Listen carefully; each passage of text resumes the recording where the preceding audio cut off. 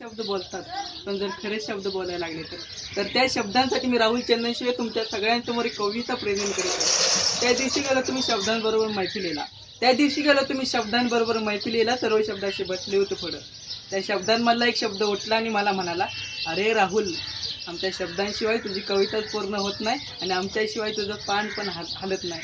मी हसलो आणि म्हणालो, खरं आहे तुमच्या शब्दांशिवाय माझी कविताच पूर्ण होत नाही, पण माझ्या कवितांशिवाय तुमची या शब्दांची किंमत या जगाला कळत नाही.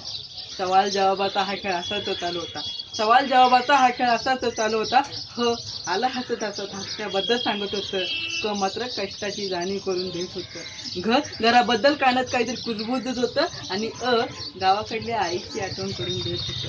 मैफिल संपली, वेळ होती मी निघणार. तेवढ्याच पाठवून हाताला एक शब्द काहीतरी बोलत होता. बाळा, तू भरपूर कथा कादंबरी कविता लिहित जा, पण तुझ्या या शब्दांसाठी एक तर कविता लिहित जा. थँक्यू.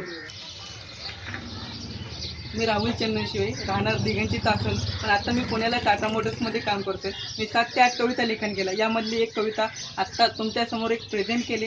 तुम्हाला कशी वाटली सांगा मला आमच्या यूट्यूब चॅनलवर. दोस्तांनो, माझा मित्र कवी राहुल चंदनशिवे, दिघंचीतील ग्रामीण भागातील नवोदित कवी, याची कविता जास्तीत जास्त शेअर करा आणि याला प्रतिसाद द्या. धन्यवाद.